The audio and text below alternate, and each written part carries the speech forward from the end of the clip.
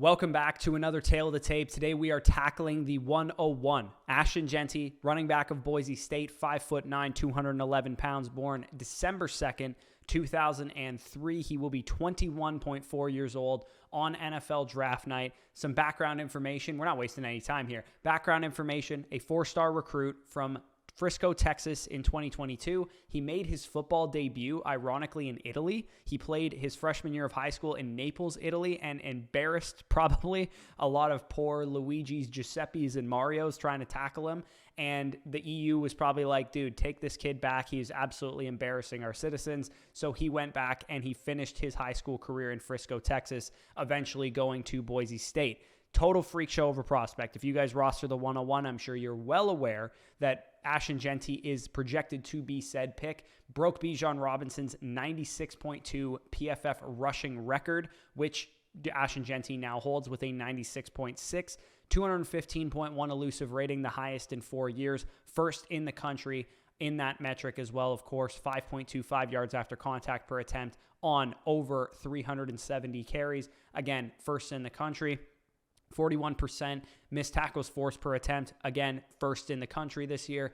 95 rushing yards. You guessed it, first in the country this year. And it's not like this was Jeanty's only good season. He was the first prospect in the FSC prospect model as a sophomore last year to have over a 92 PFF rushing grade and a 91 PFF receiving grade in the same season.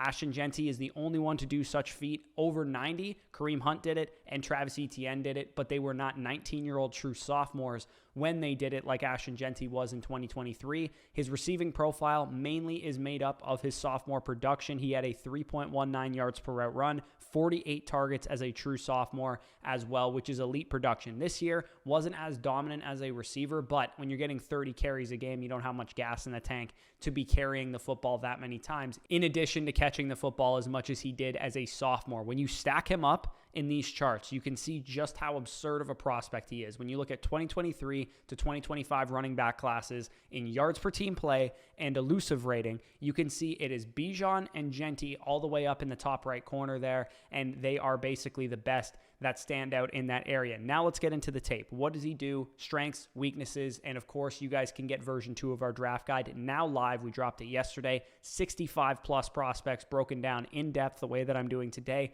All 22 film breakdowns for the top 15 or so prospects are coming very soon. Travis Hunter and Ashton Jeanty's we will be recording today or tomorrow. Strength, number 1 is elusiveness. How do you win as a running back is very important, and if Ashton Jeanty wins in every way, which he does, but none more elite than elusiveness. He makes people miss like it's his day job. 41% missed tackles forced per attempt. Best in the class, as you guys can see by this chart. On tape, he can chain together ball carrier moves with ease. If you guys played, I can't remember what Madden this was, but there was a NFL 100 Eric Dickerson. I think it was like Madden 19 or Madden 20. You guys, if you played that Madden, you virtually guaranteed a missed tackle on or a broken tackle on every single run, and Ashton Jeanty plays like that. 215.1 elusive rating, by a mile the best in this class, the highest total since 2022 when Trey Benson did it on basically less than half the amount of carries that Jeanty had. So for absolutely ungodly numbers of 400 plus touches, to have that high of an elusive rating is nothing short of spectacular. Strength number 2 for Ashton Jeanty is contact balance. When we compare running backs to Alvin Kamara, it really bothers me, but in this area, this prospect is a lot like Alvin Kamara. If you guys can see the chart below, missed tackles forced per carry, yards after contact per carry, this is the 2024 college football season. And you can see Ashton Jeanty in a tier of his own, way above the rest of the prospects. It is his calling card. He bounces off tacklers. It's the only way to describe it. It's the way that a young Alvin Kamara looked when he was with the Saints and he came into the NFL in 2017. We were like, this guy never gets a clean hit on him. He always has his legs churning. He's bouncing off defenders. He's just a slippery player. And that is exactly what Ashton Jeanty does. He makes defenders pay for poor angles in the run game. He had nearly 2,000 rushing yards this year after contact. 260 yards more than any other running back in the country had, period, on the ground this year he had after contact as a running back. Per Sports Info Solutions, his broken tackle rate was over 22.4%. Broken tackles, not missed tackles, broken tackles. He actually made a defender bounce off of him 22% of the time, and his 5.25 yards after contact per attempt, like I said, was the highest mark by PFF since 2018. So he is able to make people miss. He is able to go through them.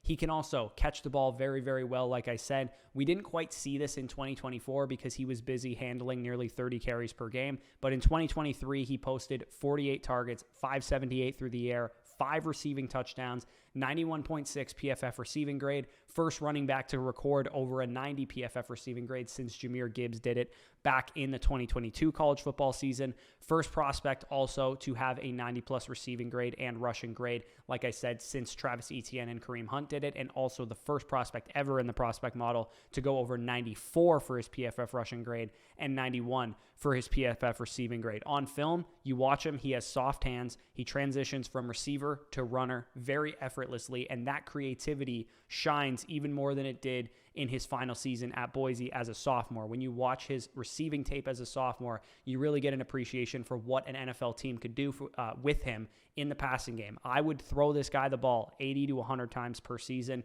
and limit his carries to 250 to 270 a year. He has no business getting 400 carries like he did last year. You want to use him more in space as a receiver, take advantage of his skill set, the way that Alvin Kamara was used early on in his career with the New Orleans Saints. Strength number 4, size, workload, goal line ability, 50 career touchdowns, 400 plus touches this year, and a dominant ability in short yardage to drag defenders beyond the sticks or drag defenders into the end zone. He did come in a little bit under what he was listed. He was listed 5'9", 215 pounds. He came in about 5'8.5", 211 at the NFL Scouting Combine, and that drop in BMI actually resulted in him going from a generational prospect down to a workhorse prospect. And you guys might be wondering, okay, in the prospect model, why is he not generational? He is probably just as good of a prospect profile as Saquon, as Bijan Robinson, as Christian McCaffrey, who are the only 3 generational prospects in the model. The reason he is a little bit lower than these guys, as you can see there, is the analytics grade. Why is his analytics grade 6% lower or 5% lower than all the guys there? The reason for that is because they were Power 5 running backs, Christian McCaffrey at Stanford, Bijan at Texas, and Saquon at Penn State, whereas Boise State is not a Power 5 conference, and also his strength of opponent is less than those guys who played at Power 5 schools. It really sucks, but if Jeanty had done this at like Florida or something, he would have probably been the best prospect in the model, but we cannot make exceptions for one small school guy. Otherwise, all small school guys are going to be inflated in the prospect model, like Isaiah Davis or Pierre Strong or guys who play at South Dakota State are all going to look like way better prospects than they actually are. So we got to factor in that he was not in a Power 5 conference. It does affect his grade, but he is still an exceptional prospect. Strength number 6 is athleticism. Now, we never got athletic testing numbers for Ashton Jeanty, right? He doesn't need to test. He was a lock to go in the top 10 of the NFL draft. His absolute floor is number 10 to Chicago. His ceiling is probably number 4, 5, or 6 in the NFL draft. Here's the interesting thing, though. Teams apparently have data on his RAS score, on his testing numbers from private workouts, from, whatever else. Bob McGinn, longtime sports writer, uncovered his testing numbers, which led him to post an article listing that he has a 4.46 40-yard dash, 38-inch vertical, 10.10 broad, and a 9.93 relative athletic score. And when you stack up and Frankenstein his RAS score from Google posted numbers, AI overview, and all these kind of things, you get a 9.8 RAS score, unofficially, of course, because we didn't see him test, but a 4.46, great shuttle, great 3-cone times reported, great vertical and great broad jump times recorded. Regardless, you watch the tape, he's an elite athlete. You listen to and look at some of the reports, and he's an elite athlete. If he played at a Power 5 school or had just tested out the wazoo, he probably would have been a generational prospect.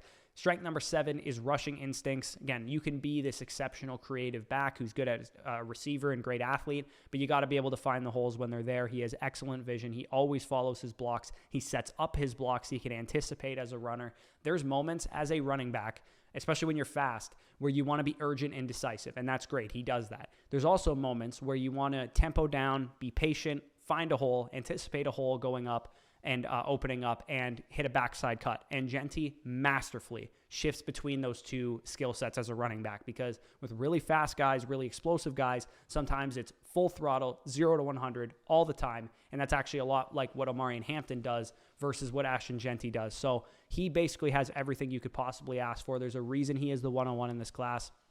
Weaknesses, all very minor. This dude's 101 for a reason. Like I said, his pass protection's not where it needs to be right now.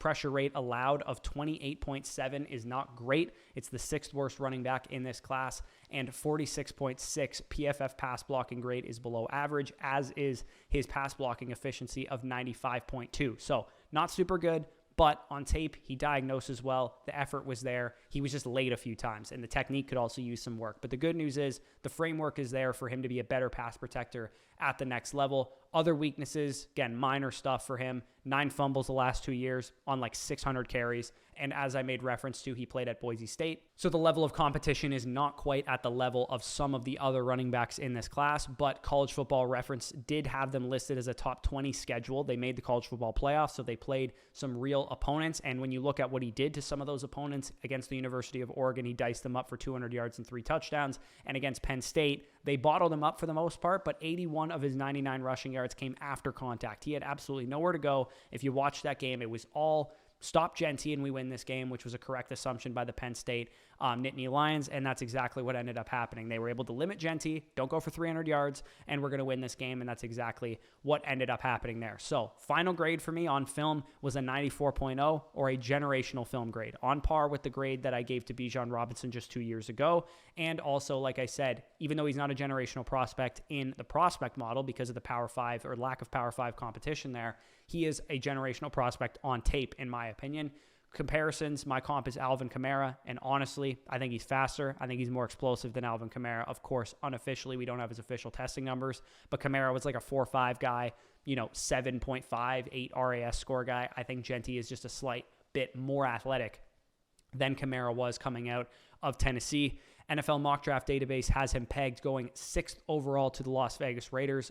John Spytek, Buccaneer great, former Buccaneer assistant GM, now the Raiders GM, said that his son would quit being a Raiders fan if he did not take Jeanty at 6. And I do think the Raiders are going to covet a player that can give their offense an identity to go along with Brock Bowers. Just collect talent. That's what you got to do as a first-time GM, and I think that Jeanty will be the pick for the Raiders at 6 if he is on the board. If the Bears don't trade up, if the Cowboys don't trade up, I do believe he will be a Las Vegas Raider at number 6 overall. Maybe you guys are watching this after the draft. Let me know what I got on my predictions correct or not. When it comes to rookie drafts, of course, simply, he's the 101 in all formats. He's a top 15 startup asset and damn near close to the Dynasty RB1 from day one that he is in the NFL. I would highly recommend, if you are picking 102, 103, 104, 105, and you're close to winning, meaning you have a house money team, which means you're like very close, or you're just an outright contender and you have somebody else's first round pick. The biggest takeaway from this video for me is that you should be doing everything you can if you're close, and I mean you're like a really good running back away from being a contender, to going up and getting Ashton Jeanty at 101, because he's going to be the cheapest you'll ever be able to get him, and it's hard to trade for Bijan Robinson, Jahmyr Gibbs, and some of those guys because they're already on contending rosters. So trade up, go get a difference-making running back like Jeanty, take your 103 to 105, add in your 2026 first, add in a 203 to 205 caliber rookie pick in this year's class, and maybe you'll even get something back on top of 101. Maybe you offer 103, 203, and your 26-1 because those picks aren't yours or you're close to contending, and you get the 101 and the 209 back or something like that. Go get this dude, with the caveat, of course, that you should be close to winning if you're going after him. If you guys want the Ashton Jeanty All-22 film breakdown that goes with this video, that is exclusive to Flock Fantasy site subscribers. Of course, I can't show the film over here on YouTube. That'll be rolling out this week. Version 2.0 of the Dynasty Wall Street Journal, which has 65-plus prospects, graded, broken down, tape, player comparisons, strengths, weaknesses, all that good stuff. Head on over to flockfantasy.com. Use the promo code FSE when you sign up for 7 days for free, 30% off, and code FSE. Annual Motherflocker users, if you sign up annually with our code, will also get you a free team review, a free buy, sell, hold report, And site members also get our draft guides, plus the other draft guides of the creators that are on the site with us. So Mason, Domain, Land, our prospect model, which is undergoing a big update this week with combine stuff added, pro day stuff added, new changes to the model grading, our rankings for rookies, Superflex, one quarterback, Dynasty rankings, everything. Dynasty Decisions episodes, of course, we'll give out free vouchers only if you have an account.